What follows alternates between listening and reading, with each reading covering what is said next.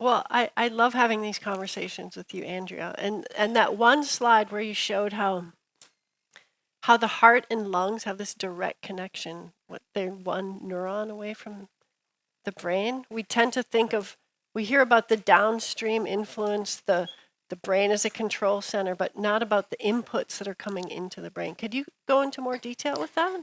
Yeah, I think just as you were talking about integration being the key, that the idea of all these connections diving back into the brain are one of the key features also. It's not really a control center, it's an intricate dance, if you will, back and forth. Um, and so our heart rate and our respiration rate impact our brain to a great extent also through the amygdala. And what's interesting about that too is if you think about it, it's another way for us to impact each other's brains. We've all had the feeling of going into a room and really feeling someone's stress, and we notice that our heart rate and our respiration rate accelerates a little bit to match theirs.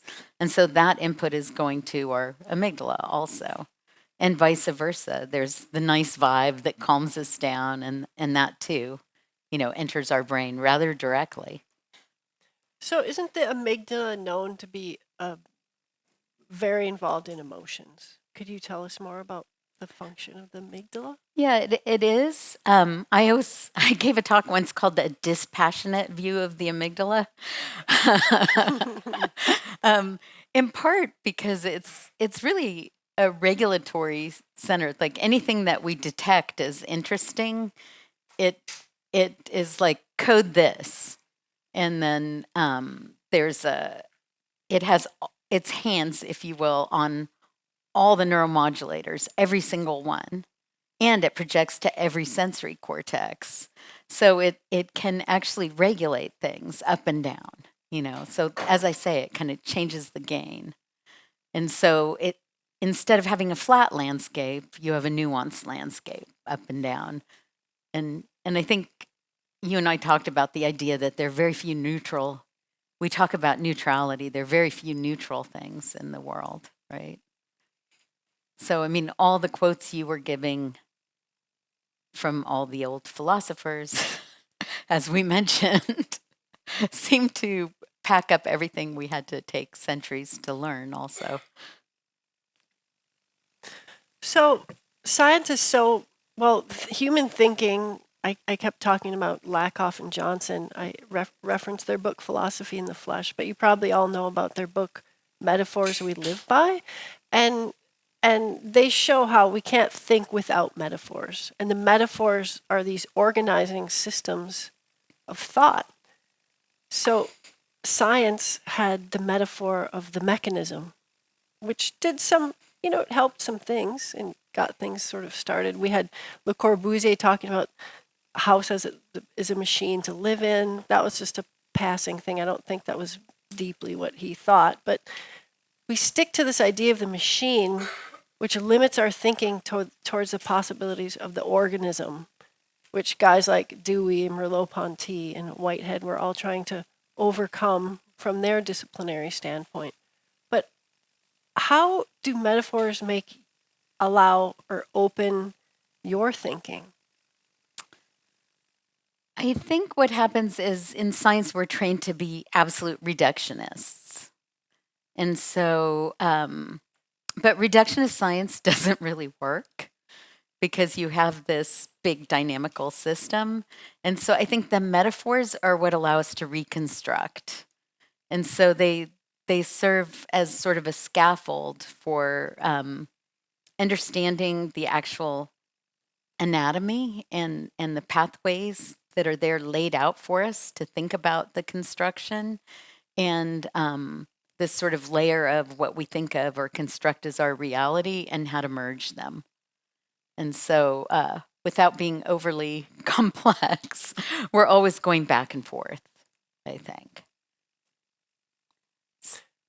And so going back to the earlier question of how like the heart and the lungs are directly connected to the brain.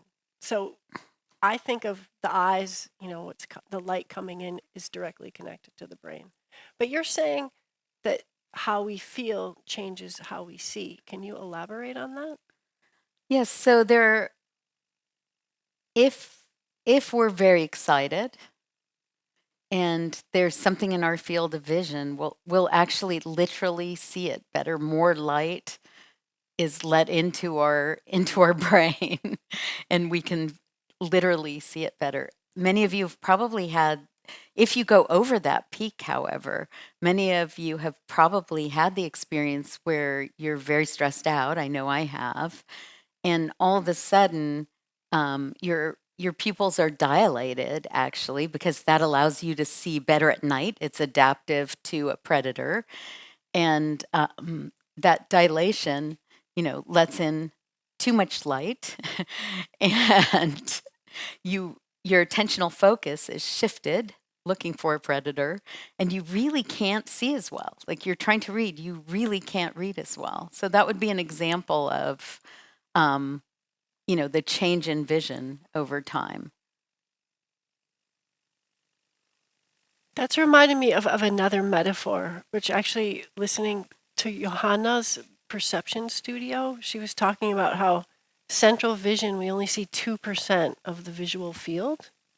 And I was thinking about how in architecture, we also maybe just deal with that 2% when we're using a certain approach that's more reductionistic or appealing to central vision instead of the other 98% of reality, which is our being reality, which is all of the non-conscious senses of awareness. Because one thing we've learned for certain is that we perceive architectural space non-consciously, and it's only the conscious discrimination that comes secondary, which is the whole value of atmospheres. The whole discussion on atmospheres is focusing on that 98% of non-conscious experience. Could you talk about that? Right. So you can, the non-conscious conscious, I sort of see as a continuum, I think, because you can bring things that are unconscious into awareness if you're trained and if you focus on them. Sort of like we were talking about super tasters, or folks who can really understand their emotions even in such exquisite details. Any of those things we can be trained, we might have naturally, or we can be trained into. And so these things operate very quickly and below our level of awareness most of the time, but they're still changing us drastically. That's why I say, our feelings are yours to move, because these things are very nuanced and underscore everything, but they're impacting our cortex or our conscious, those things that we can be consciously aware of all the time. But they can be trained and brought to levels of awareness. But I'm curious to ask of you, how is it that you sort of play with people's timing and their vision and their expectancies and their senses in a way that you have peaks and valleys so that it keeps people flexibly centered? Well, one analogy I like is the experiential comparison between a Renaissance garden and a Japanese garden. So I live in Italy, and Renaissance, the Renaissance is everywhere. And so this discovery of perspective, that everything goes down to a point. So when you go into a Renaissance garden, you see the fountain from beyond, and there's no really need to go there and explore it because you can see it. It's like, wow, why would I want to walk all that way? But then in a Japanese garden, you can't see anything all at once. You see something is screening your vision. There's leaves that are in the way. There's shadows on the path that you have to notice because you're going so slow. The steps are different heights, so I have to pay attention to where I'm stepping, which makes me again slow down. So it's reinforcing my sense of bodily presence. And then I go around another screen and I discover something surprising. And then I want to get to the front door, but I can't find it. which is another trick that I lived for 4 years in Frank Lloyd Wright buildings, and you could never, there was no Renaissance perspective. You could never find the front door because you were so busy. What is this? Look at that texture. Oh, that's amazing. Look at that reflection of that glass. Oh, wow. Oh, I'm here. I'm right where I am. And so this slowing down and this gradual, it's like unraveling the experience and modulating the experience. And then only after you go through this low ceiling that's sort of compressing you, do you have this expansive opening, which doesn't have to be this massive 4-story window, because relative to where you just were, it seems enormous. So you're like taken in the hands of a masterpiece. I mean, all masterpieces are masterpieces for that reason, because they change your reality so strongly. So I think there's all sorts of things we can do, but it also has to do with slowing us down and making us present. And I think texture is so underrated in doing that, because the minute you have texture, you have shadow. You're tracking the light. Light's going to be, it's going to behave differently there. So are there like biophilic textures also and shapes more so than others? Well, I think the thing about nature is it's all texture. I mean, it's all texture. There's nothing that's not texture. I mean, you think water is smooth, but water is this incredible reflector that's always in motion. It's picking up the slightest breeze, the slightest wind, and interacting with the light. It's like all magic. So I think texture is biophilic by definition. Like all of nature is texture. It is really cool to me to think, because I hadn't thought of this, because I don't think about things in your way, that texture itself stimulates the insular cortex, which immediately sends you centered in your body. And so I wonder if there are different sort of frequencies that change this state too. It's an interesting question. Well, I mean, that makes me ask you a question, which is, like perception is resonance. It's a dance, as you say, and certain things amplify or dampen that resonance. So let's talk about how touch is a resonant phenomena, because it is vibrations and it's mechanical, right? Right. So, and it's mechanical and it's vibrations, and we usually think of it in terms of, sensory cortex and your somatosensation, tactile perception. But there are also these other mappings in the insular cortex, which I showed you, which is connected to the amygdala and part of our interoceptive circuit. And if you put a frequency of touch, like how fast, how slow the touch is, that will make people feel good or uncomfortable. And we all know that we have different frequencies. When I say culture, culture, maternal, everything changes which frequencies are pleasant or unpleasant to you. Although there's some things that are sort of in a range typically. And then textures do the same thing. So as you run your hand over a texture, it does the same thing. So one thing that they do in trauma-informed care, for example, with small children who've had really bad experiences, who don't want to be touched by others, is they give them brushes, these little bristle brushes that are very soft, and allow them to stroke themselves with the bristled brush, and it helps them self-calm, because that texture actually stimulates this reintegration with the body from which they become dissociated. And so these things are very important. And children, of course, are, very, very sensory driven, as we all are too. We always talk about children that way, but who isn't, right? And well, let's talk a little bit more about touch. And I mean, the sensory organ of touch is the skin, but sound can also touch us. I mean, sound not only on our surface of our skin, but inside our bodies as well. Right. So sound, I'm a big sound fan, as you might know with the musical references. But sound is waves, just like light. Everything's waves in physics, and so the sound waves hit us. We have glabrous skin. We have hair cells. So not only does it touch our skin, but it perturbs the hair cells. It actually, if it's loud enough and you're surrounded in sound, it actually affects your gut and your peristaltic waves even. And so there's so many things other than the auditory cortex that sound affects. It affects our body by sort of enveloping us in these sound waves. So there are things like sound healing, et cetera, that I don't know so much about, but it's interesting to me.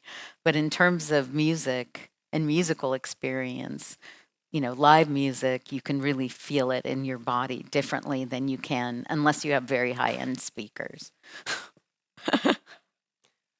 Well, Veronica did a sound journey, and we were all laying down, and they went around our bodies. It was really, I can see how sound can be very healing because it's so direct, and it's actually sound and touch are the first senses to develop in the womb.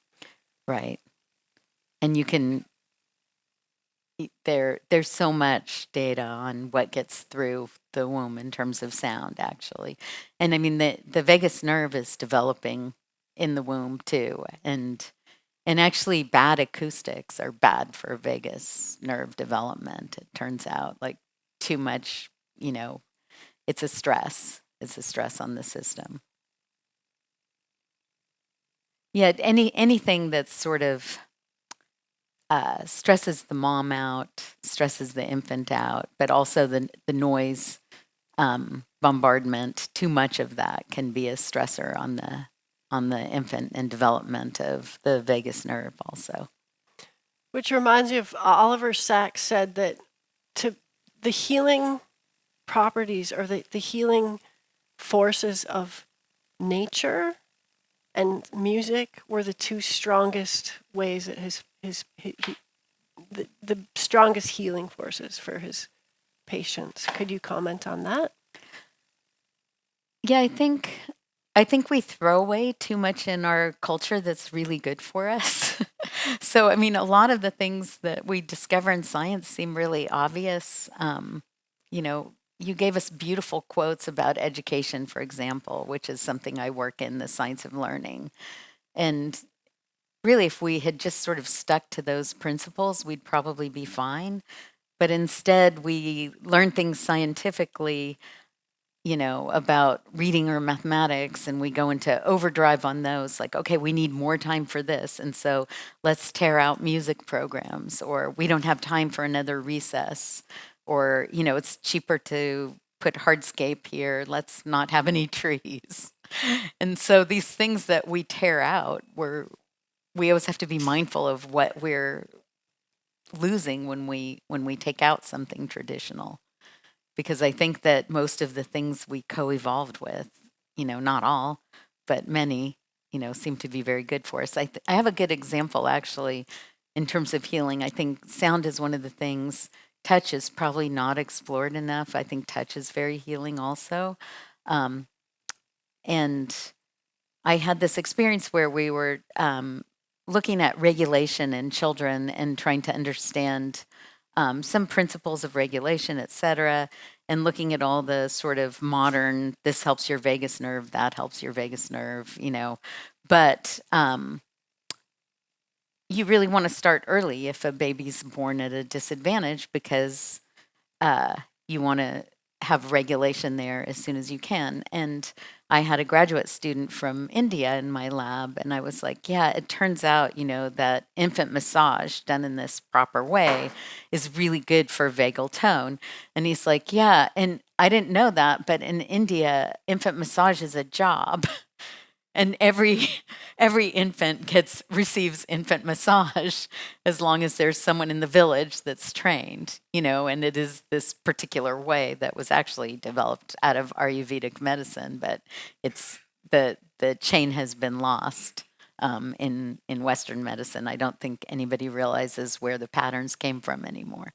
So it's very interesting how we sort of lose these things that are so good for us too. Well, I remember it when I was in India and I was in a village and all the women were there with their babies and they were all just massaging their babies and talking and massaging their babies. So when I had babies, they had like 4 massages a day. My husband's like, is that too much? It's like, Well, but it's like I had this screaming daughter, and the only time she shut up was when I was massaging her. So it was like, she trained you to yeah, massage I was her. like, I don't have a choice here, and she turned out amazing. So It's good. Yeah. So there's. I just have one more question before we open it up. The metaphor you use, the cortex is like the roof. And how would you describe a building if you're only looking at the roof? So I love that metaphor. Could you go into that? Yeah, I joke with my colleagues that they're corticocentric. Because when they do human neuroimaging now, there are techniques for you inflate the brain, you take digitally, you take the cortex off, you flatten it out, and you can map the whole brain. It's beautiful techniques, and but then you're missing everything that, quote, I joke, holds up the cortex. I guess the subcortex is there just to hold up the cortex, but that it's not the case. Like, cortex doesn't function the same way all the time. And you always hear, this is how cortex functions. It's like, when, for whom, where, it's always changed. The equations, the way with which it functions, the principles change according to the inputs. And so I feel like it's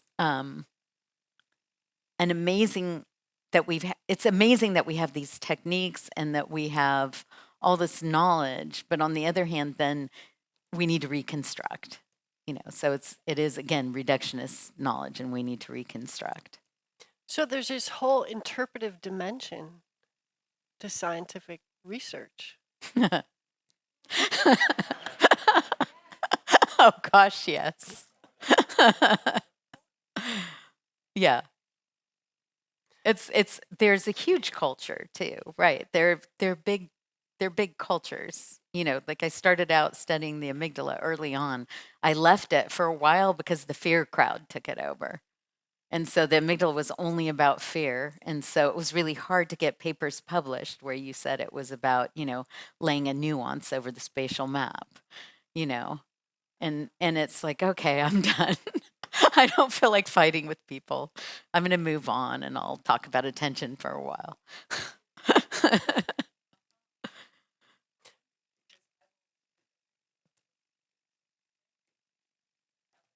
Right, it's cultural. Just like the cerebellum got taken over by eye blinking for a while. It's like there's some things that are so pronounced, and there's such beautiful examples in science that everyone wants that boat. Just like the obligatory spatial processing of the hippocampus. It's so beautiful when you see a place cell. It's a one-to-one mapping from a cell to the outside environment. Like, the representation is like so evident that it just takes you emotionally. And that's what everyone wants to study. But on the other hand, there are also other things it responds to. Like, temporal processing is huge there because everything unravels in time. Space unravels in time also. And as is, olfaction and other things. So but scientific trends happen when people get so carried away with something beautiful. I'm sure that happens in architecture, right? I don't know. Pomo, was there anything beautiful about that? I mean, I didn't see it. But anyway, I just want, okay, just one more question, which is, you know that experiment in cognitive science where they have this like a counting exercise, and then there's a person with an elephant suit that goes across the screen, and nobody saw the elephant. And if you Right. told the person did you see that person with the elephant suit there? What are you talking about? And there was indeed this elephant person. I think that was the suit they were wearing. But speaking of attention, like if you hone into that 2% of attention, you forget everything that's out here because that was a survival mechanism. Yeah, I think that's totally true. And to some extent, we can change that too. So there are different ways.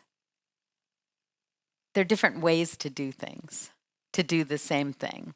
So, like early on, when I was first an undergraduate student, I helped on an experiment that was on chess players.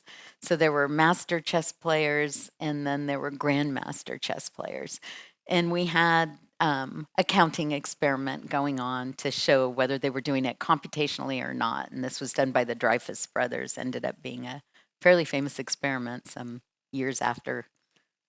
And if we when we were running subjects, if we had the master chess players, having to do these counting, as we stepped up the computations in the counting experiment, they'd get very frustrated. Their chess game would fall apart and they'd like start throwing pieces. They were emotional players. But when we had the grandmasters, they were doing the computations and they just kept playing because it was all based on past perceptions. So it was a completely perceptual process. So to me, that's evidence that, there are very many different ways to do things, and you can sort of train things in also. And so we could probably be trained to both count and see the elephant if we wanted to. So So the power of education and what we pay attention to and what we choose to reinforce or not pay attention to. yeah, I think it's interesting too because so few of us, going back to the built environment. When I was first invited to come to Moving Boundaries a bit ago, I think the first thing I did was a boot camp. I was like, I don't think I should talk because I know nothing about architecture. And all you folks that are teaching the visual system, et cetera, know things about architecture. And then, I started working with you some and heard a lot that was super interesting. And then I started questioning, how could I be interested in the science of learning and how humans operate, et cetera, and I know zero about the built environment, which is where 90% of things happen, And so we're not trained, right? So I think it's interesting too, like you don't see things, you see like neuro outreach, you don't see things like architectural outreach, right? So you don't get trained on here are things that are good for you in your built environment. Um, yeah, and I sort of feel like, a challenge to all of you. It's like in my university, um, you know, one of the things I did with my students was start a neuroscience outreach group. We'd go to schools and we'd teach about the brain, et cetera. And now I don't do anything. The students all took it over, but it's perpetuated amongst the students. But it would be great to have, like architectural outreach so that very young you learn, oh, these are the things that are good for you. Here's why things are the way they're built. It's it would be a very eye-opening experience as a young child. It would be exciting to learn about these things. I agree. It's just that we're only beginning to know what's good for us and what's not good for us because this is such a strange fact that we think so little about how the environment actually shapes us. It's hardly even a question. It's just assumed like I could be anywhere, it doesn't matter. Because we're so plastic, like Whitehead said that humans are the most plastic expression in nature, which I think that's so true.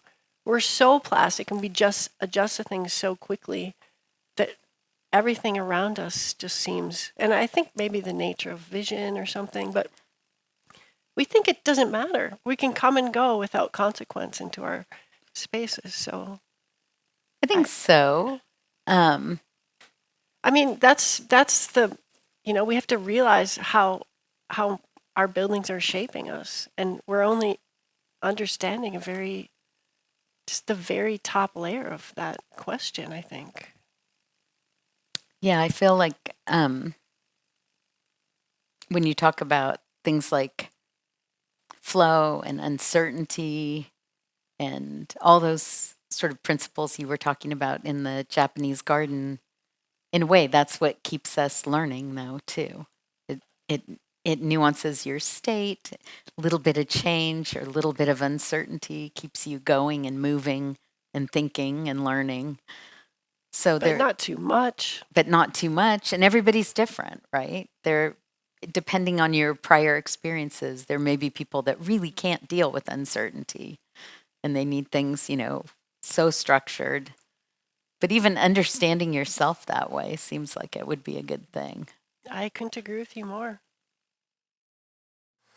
My question is from one of your slides, Andrea, where you said there was the word sensorium, and then under that you mentioned Eduardo. So I wanted to ask, is that term sensorium something that Eduardo formulated, or could you explain that connection? Yeah, he took an older term that people really don't use very often at all, and he really brought it to life for this group.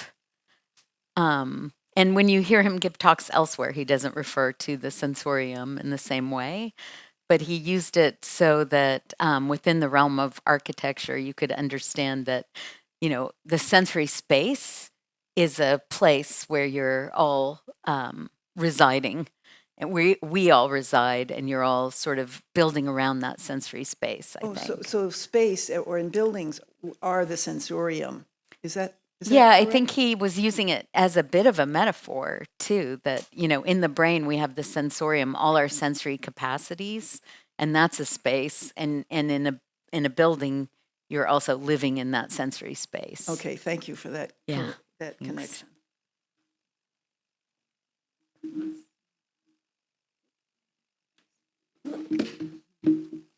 Yeah, thank you for this incredible, inspiring lectures.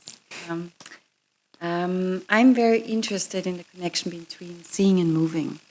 So I'm curious also on your view how stimuli, in particular visual stimuli, actually are transduced into our nervous system as electrical signals. Since you mentioned texture is stimulating the insular cortex, which is also new for me, is there any relation to the visual spatial frequency? So, for example, there's this specific spectral curve. I mean, our eyes actually guided by also imagined action and also by change, in particular by movement. So when there's a visual stimuli reflected into the retina, this intensity actually, I think, is translated already into rhythm to the electrical signal. So if it's a slow incoming light, it will be tuck, tuck, tuck. Right. It's a really high light. It's just tuck, tuck, tuck, tuck, tuck. It's just so. Exactly. Is that already also part of this ability of grasping a temporal pattern? So just curious what your thoughts on that. Yeah, I'm trying to think of examples of experiments. I mean, at base, yes, I think so. It's a really interesting question because it's something we can't really study in humans so much. But thinking about just some simple examples of experiments that have been done with light frequencies. Certainly, you do. When you record in there's some recordings in macaque cortex. Tom would know this better than I, where you do see frequency maps also. But in terms of translating it to movement, certainly the whole mirror neuron system, is translating frequencies of movement into into visual images also, whether you're getting whether you're getting changes in the frequencies in the visual cortex too. I don't know that anybody's actually looked at that because the techniques in humans are inevitably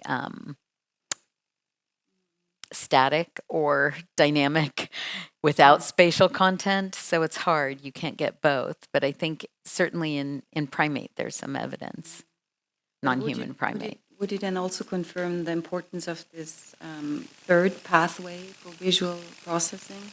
Like you have the ventral, the dorsal, but also the STS. So this kind of lateral pathway, which is specialized for social information, movement. I think so. Yeah, I mean, I think that the evidence is lining up that that's also the case. Because, I mean, biological motion, of course, is very important. And you get a lot out of simple biological motion, too. Yeah.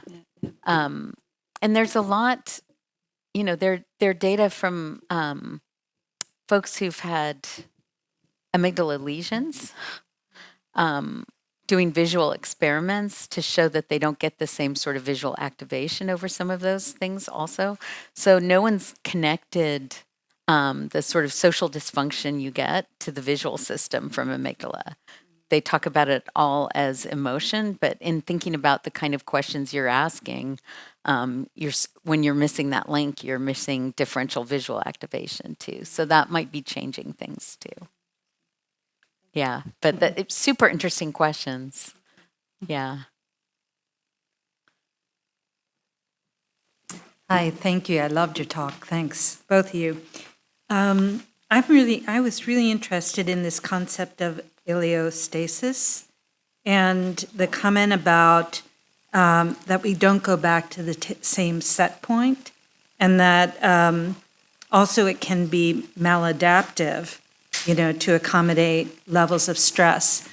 And so I was trying to process that and thinking about the challenges of museum design in particular, which interests me, which is that we have variety of visitors, a lot of different needs, a lot of neurodiversity, and we talk about inclusion and visitors who haven't come yet. And so this question of, and then Sarah, you mentioned this study about awe, which is connected to museum design. It's like someone's awe is someone else's intimidation. And so I'm thinking about where is the role of memory and familiarity in this process of allostasis. I don't know if I'm making sense here, but there seems to me some connection of memory, familiarity, how you calibrate, what is your set point. It depends on what you are bringing to the experience, right? Yeah. So what you bring to the experience will, you know, evidentially change it. In terms of allostasis, it's interesting because, you know, you can sort of bob around a set point, you know, pretty nicely until you have some continual change. You may have like one anxiety invoking event, and if it's not too much, then you're okay.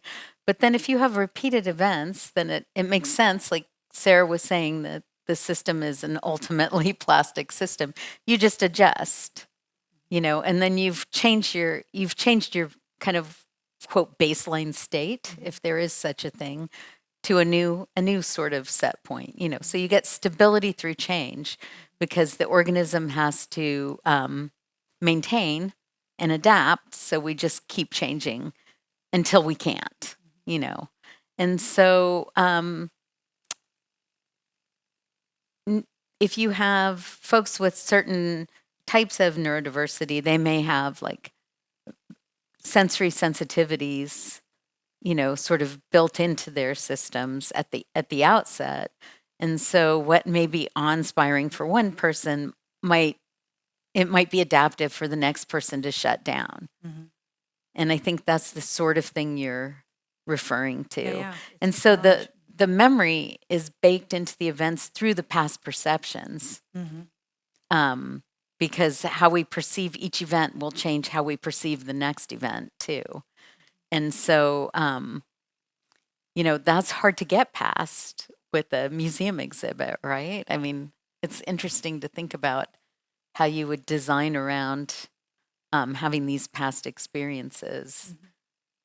So it's hard to explain how you could create sort of safer spaces for viewing versus open spaces, change your state depending on your sensitivities.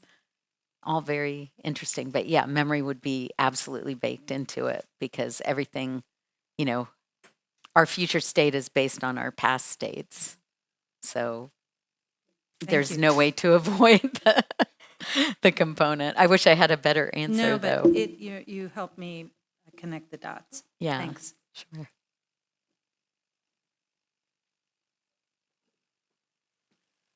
I was very, very interested in terms of the amygdala as Van der Kolk says, it's a fire alarm.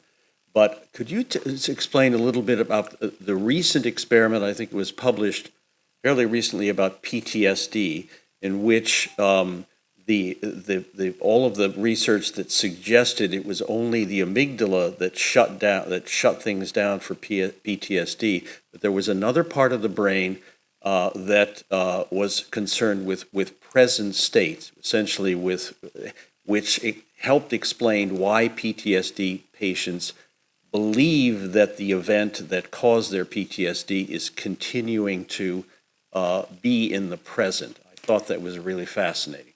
Yeah, so I think it's hard. It's hard to talk about the amygdala as only the amygdala in a way because it has all these downstream connections and then it has all the connections to cortex also. And then it's also intricately bound to these other structures like the bed nucleus of stria terminalis, which you might be talking about right now, which people even talk about as the anatomists talk about as the extended amygdala because these structures bear some similarities. And so what happens is because you have this persistent state change, and these are all involved in sort of allostasis, allostatic load, you have sort of a tonic change in these other structures also that prevent the person from feeling like they're ever out of this state, which I think is what you're talking about. The parasympathetic nervous system can override some of that if trained extensively and sort of restored also. So probably you have more to comment on this than I, because there's so many recent techniques of trying to remap the old memories and have different endings. And so I don't know if you have.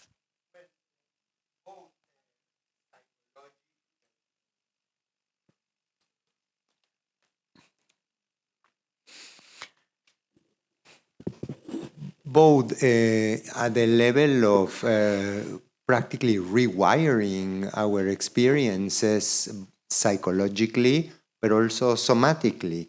So psychologically, you can only reach so many levels by like the kind of work I do, creating environments of safety, environments where the person can come and talk safely about the traumatic experiences, therefore begin symbolizing experience differently and adding different memory components to the experience that enables to contextualize the experience, to separate past from present.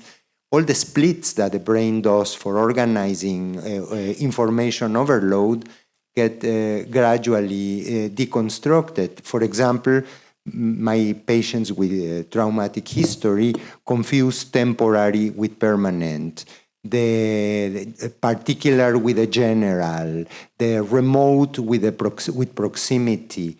So all those concepts begin getting reorganized conceptually, cognitively, through experiential recounting of the situation in a safe environment and through repetition, through iteration. It's amazing how much plasticity and repetition go hand in hand. And repetition is never exactly the same. It's like in music, the same tropes keep recurring and help us almost predict. Mozart is such an amazing composer because he makes us composers. As we listen to Mozart, we almost can predict where the music is going to go. He gives us a tutorial. So that's one element. And just very briefly to say that somatosensory treatment approaches for trauma have emerged as very, very important. Even from the perspective of I need a hug, or swimming helps me, doctor, or being in interactions with others is very helpful. Almost rewiring our systems, because like Andrea, I really subscribe to the idea that we can think of our systems as if we were unicellular organisms, as Damasio says.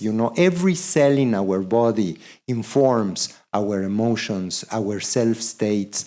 It's really, historically, culturally, a proclivity that we have prioritized the brain as the house for our soul, Not in every culture that's been the case.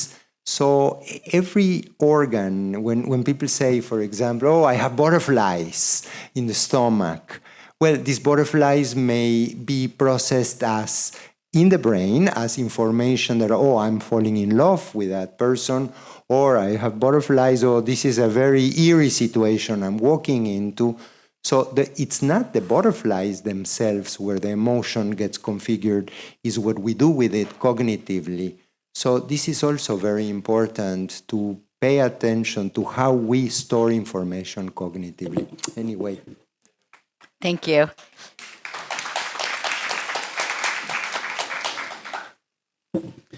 We have, through the morning, learned that your area of research has gathered a lot of knowledge. But I still would like to know at what stage neuroscience is. How do you regard science in this field? Has it just been a start? Is it at the beginning? Is there so much more to learn? For instance, is it possible to measure neurotransmitters? Some of these reactions must be very quick. For instance, noradrenaline. It's very, very quick reactions and a process. So, and can we explain things like some of these systems really? Do we really know how antidepressants work? I mean, Yes, so can you just tell us where are we at the moment in this? So I think that's a wonderful question. And the answer to your question is we don't know that much. I mean, we know a lot, but we don't know that much. So I always joke with my graduate students that neuroscience is full employment because there's so much left to learn. When I was an undergraduate, I remember I had this test where you could design any experiment you wanted to, and mine was to measure proportions of all the neurochemicals during these different state changes. Back then, that's still not possible. So it was like, imagine any experiment you could do with whatever technique, you still can't. You can do something almost there in animals, in rodents. You cannot in humans. You can measure things that are, left in the system. So you can measure from, salivary cortisol and alpha amylase, which will tell you how much noradrenaline was in the system, how much cortisol was in the system. But you can't get the actual, response. It's like you can get the response after it's gone through the system. If you take blood cortisol, you can get a response that's about 2 minutes off, but the sort of millisecond to millisecond timing, you can't get those sorts of things out of human data at all. So it's all very, very open. And actually, with respect to the serotonin story and how antidepressants work, there's a new story. There are new receptors, and then there aren't new receptors. The story's changed a lot. But if you will, to think about the fact that something that's bothered me the most, that's changed my research trajectory, because tenure allows you to do things where you might fail. So I wouldn't have done this when I was junior. But I mean, all the cells that are recorded and all the field potentials that are recorded are generally from a single animal by themselves in a restricted environment. At least in rodents, they're freely moving. In primates, they're rarely even freely moving, right? So it's like so structured that it's, devoid of the context. And so now we're doing things in a couple of rodents or groups of rodents or a rodent and a robot, trying to understand the presence of social others and how that influences things, and even how two brains might coordinate. But in terms of humans, it's much harder to get at these questions. Thank you.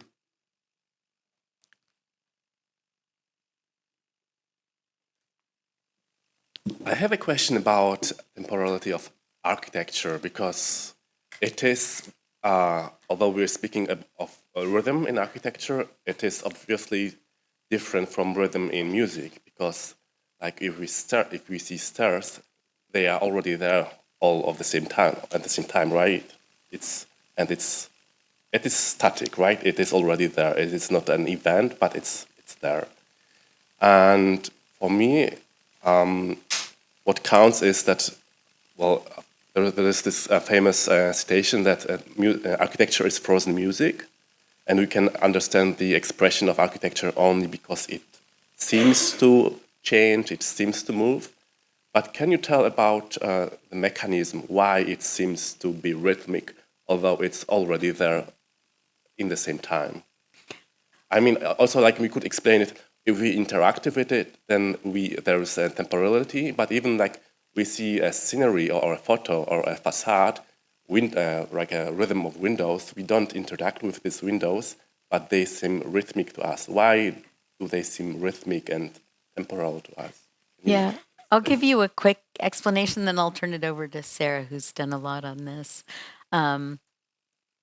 First off, I loved the example from the group that had their pictures laid out like a musical piece with the emotions, because it gives you that idea that you're moving from visual item to visual item that evokes different things. But in terms of pure, the visual experience, we have saccades, so we have these eye movements that are very, very quick, and we even have microsaccades moving within that are going to allow us to pick up sample information at a particular rate. And so we tend to sample that which is, sort of predicted regularly at a particular rate. And so when you have things sampled in order, it evokes time. And so I think that would be the most basic explanation. And if we have something that's very, very busy, you have to keep scanning it, right? And things unfold in time. So I think it gives you that particular rhythm because of the time. If you have something like the stairs I showed that are going to unfold in time and also evoke action, then you're going to have that particular rhythm you would take as you went up those stairs, and that may be shared. But Sarah can comment too. Well, I mean, this is a topic that really fascinates me, and I think the example of stairs is a good one because. And the frozen metaphor, the frozen music, I don't like that because, I mean, architecture does things to us, and it's creating, we're coupling with our environment at all times, so there's nothing frozen about that, whether it's dampening us or we're resonating with it. But I think a good example is stairs. When you take a couple of steps, notice that your body has already predicted what the next step is going to be, and I noticed that because if you have a stair of a different height or tread depth, you'll fall. Everybody falls because we're just set up to we perceive the rhythm with our whole body, and we just go with it. So all of these abilities, these rhythmic abilities we have, is because we live on a rhythmic planet, and we're rhythmic creatures all the way down, and nothing is ever static. So the more we learn about rhythms that are easy, well, as neuroscientists say, to process, they create this sense of ease. But also interrupting a rhythm creates a sense of awe oftentimes, or an occasion of learning, because we get out of that rhythm that we pick up so quickly. Because we're synchronizing. The anthropologist Edward Hall was really fascinated with interpersonal synchrony, as I am, and he has this quote that syncing is pan-human. We immediately sync with each other in our environment because it's a way to conserve energy. I mean, the brain is this resonating organ. Yeah, I think it's a much more elegant answer, definitely. And to take it, back to the basic biology too, it's like our saccades are, I didn't state it explicitly, they are our motor system. So the movement output, that again is your motor system predicting.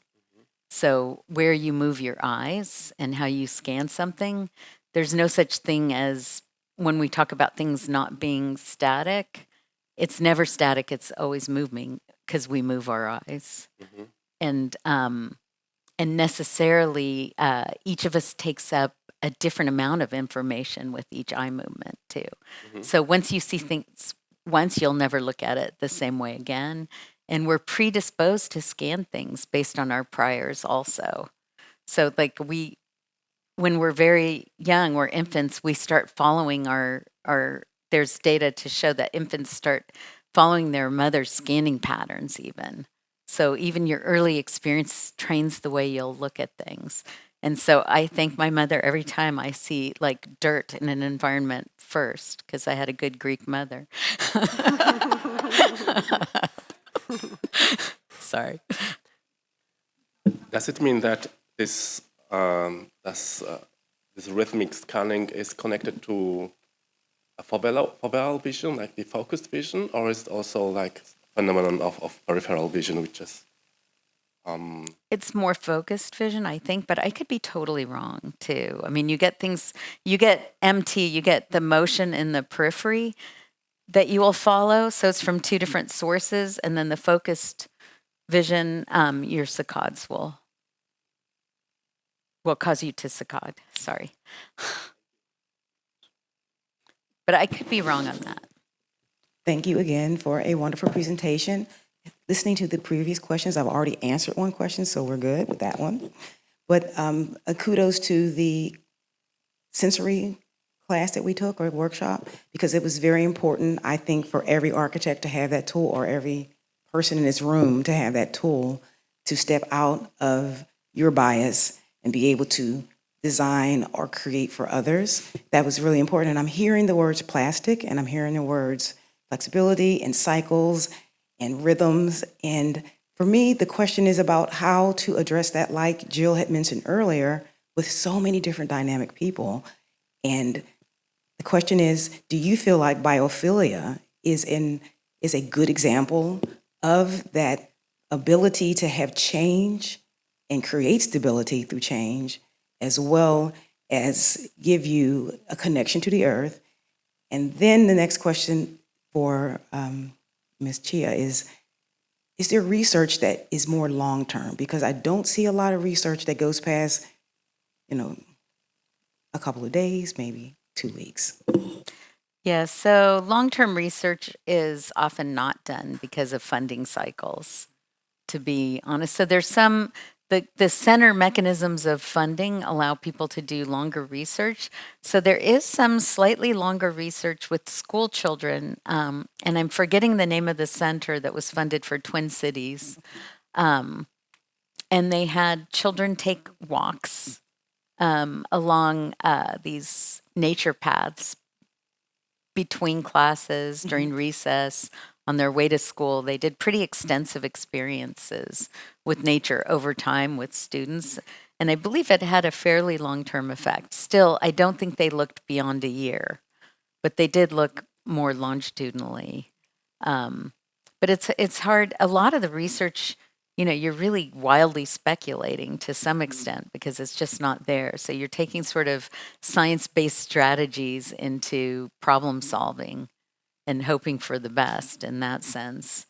But I mean, there are measurable changes in humans that we don't take a lot of the time. Even looking at autonomic measurements, which are quite possible now over time and how things change. But it's so hard to keep any kind of control to definitely know. But I think it's okay now. If you take thousands of people with thousands and thousands of subjects and you take multiple measures with big data analytics now, you can at least look at trends, how things trend together in interesting ways. And we haven't really done that. All right, thank you for that. And biophilia, Sarah? Well, I think Andrea answered that.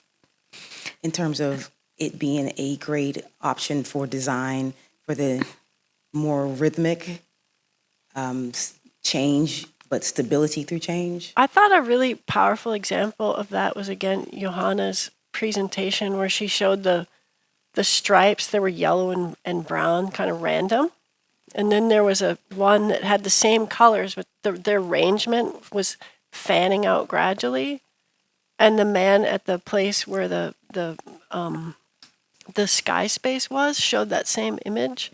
And I think that's a great example because it's non-random. This randomness is we have to stop and we have to think, and it takes a lot of energy. But we see the other one, and it's gradual, like a sunset or like some natural. So biophilia, I think, is more than leaves of plants, which I personally love, or branching trees. It's also air and water and fractals and the arrangement, how light goes gradually in nature.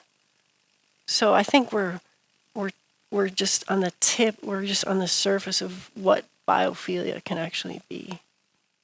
Yeah, Thank you. there are more recent studies too, looking at even people doing gardening where their hands are in the dirt and it releases serotonin. So they're interesting things that happen. Also things like crocheting that are very patterned. So, who knows on that sense, but there are a bunch of sort of spurious studies cropping up now that kind of circumstantially support those sorts of things. Terrific, thank you. Hi, thank you for these, both of your lectures. I was in awe, and you have been summarizing so much of what I've been trying to explore in my own work as an educator. I was very interested in what Sarah was saying about textures and how textures can evoke this wanting to touch. And I was thinking in relation to your work as a neurologist, with mirror neurons, because I've been working with movement a lot and architecture, and I know that mirror neurons are, as all of you, of course, know, activated when we see someone do something else, like eat or dance. We can activate the same regions of the brain, the kinesthetic region, for example. But what about, saying that, I would also like to emphasize that it's an empathetic, it has to do with empathy, that we see something do something else, another person do something else, it activates some kind of empathetic response. So my question is now, talking about texture, when we see a textured surface and we feel that sense that we want to touch it, does it activate mirror neurons? Is it the same kind of processing? I don't know if anyone's ever looked. So there might be, I would have to look that up basically, because it's a super interesting question. So I will look that up. Okay, thank you. but I don't know the answer to that. No. Well, there's you know this study, the Gallese and Friedman. Friedman's an art historian at Columbia, and Vittorio Gallese, who just was one of the people who discovered mirror neurons. They did this study of artworks, and there's one of Lucio Fontana that he does these slashes in canvas, and looking at those paintings activates the same exact motor system that was used in making the slash. Oh, okay, right. So I mean that's and That's a great Vittorio extension. calls it embodied simulation, where we're simulating. We're not doing the action, but we're simulating it. We're imagining it And it's more than just imagining it here. It's imagining it in our hands as well as our entire body. So when we see fingerprints or we see the mark of the hand, we see craft, it's actually engaging us in a way that's very different from just, a machine-made work. Okay, thank you. I think that answered Yeah, that's great. the beginning of some kind of similar process. But mirror neurons need to include another human being or person. I mean, you need to see the traces. And in that case, it has to do some way with empathy, maybe. Yeah, I think it's directly related, and it is this empathic, because you're imagining the person who made it. You're imagining the process, which, the process of its creation. So you're engaged in this, it's this multi-layered process that opens when you see something that's handcrafted in a way that you don't see when I'm just looking at a wall, which doesn't have any sort of. Thank you. Yeah, and in animals, we can't necessarily say we're studying empathy, but we can study something kind of emotional contagion. And they do tend to take, like if you have one animal that's in distress, the other will show co-distress. If you have one that's moving in play form, they'll mirror that action also. So I think it's very entrenched in our biological history to do that.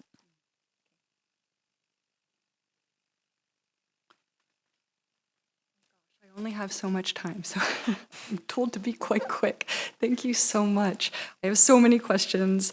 I'll try to put this together quite quickly. I'm going to approach this question from healing and consciousness, and I'm so curious if you could speak more to, we have this understanding that where we put our focus is what we turn into, and you said cells that are wired together, fire together.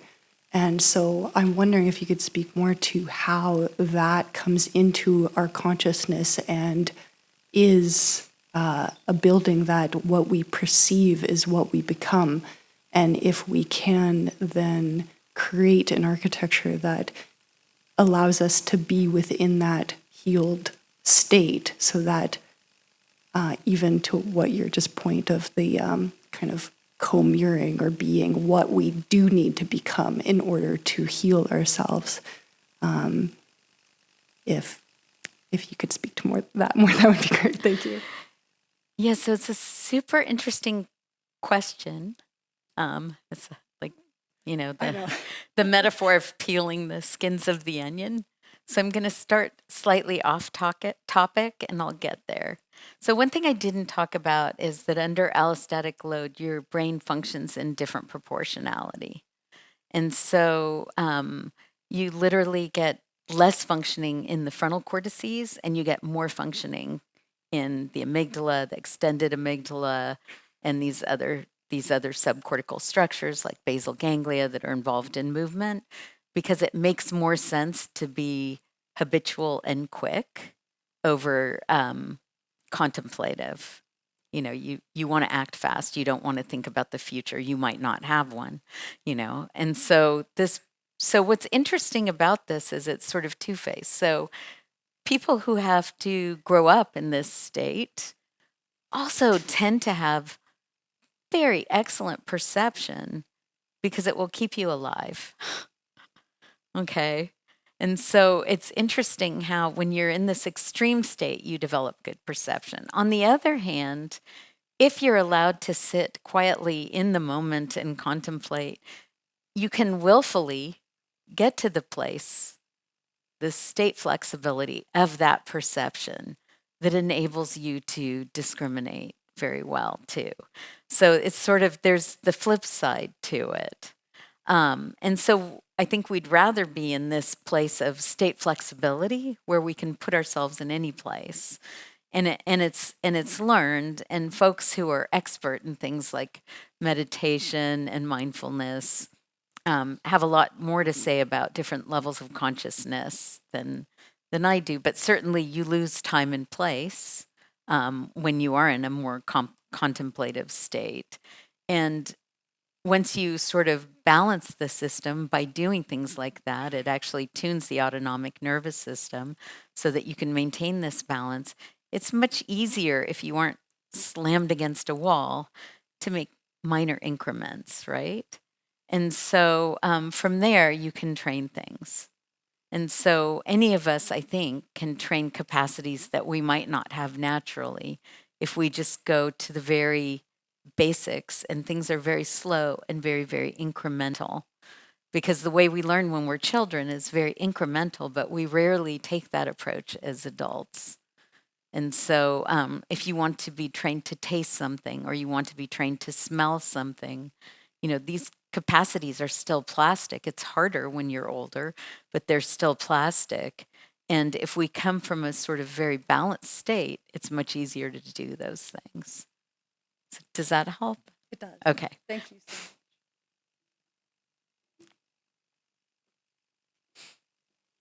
Hello, thank you very much. I'll also try to be very, very quick. And I'm curious if can boredom, or when we are bored, actually cause stress? For example, the view of these similar buildings from the modern era, which some of us experience every day, or like monotonous speech, or some kind of music, with slow repetitive sounds, waiting in the line. So which level of stress is it? Like high stress or low, in the opposite?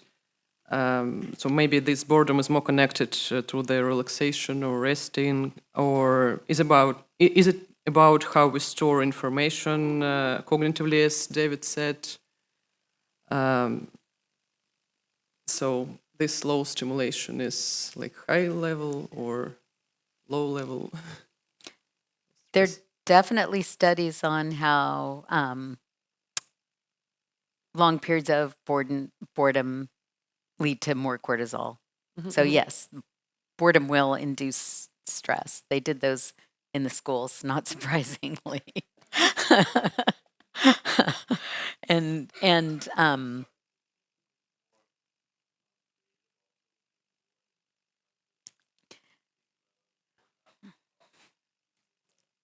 yeah, so the idea is to train yourself to never be bored. I totally agree.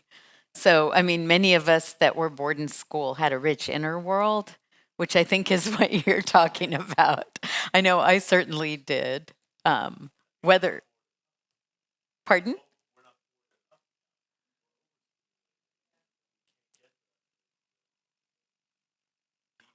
Exactly. So exactly a difference between being bored and being free.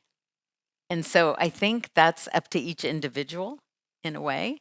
But I think the boredom comes from having just enough stimulation that you are supposed to have to follow that is not interesting, as opposed to releasing your mind to free it up to have this free space, which is actually quite good for creativity and relaxing. Thank you very much. Sure. No, thank you. That cued in the correct response, actually, exactly.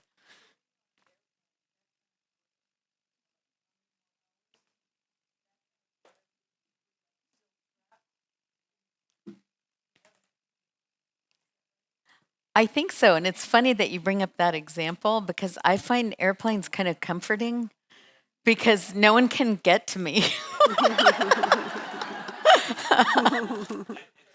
And so it does somehow free up my mind. It's like, oh gosh, I certainly won't get internet because no one can get to me here. But if you are like uncomfortable because you can't move and the seat's not comfortable, et cetera, and then you start that sort of like, oh my gosh, how many more minutes? Then it's definitely that kind of stressful boredom, I think.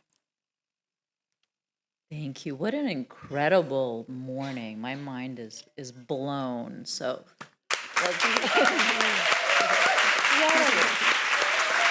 you so much.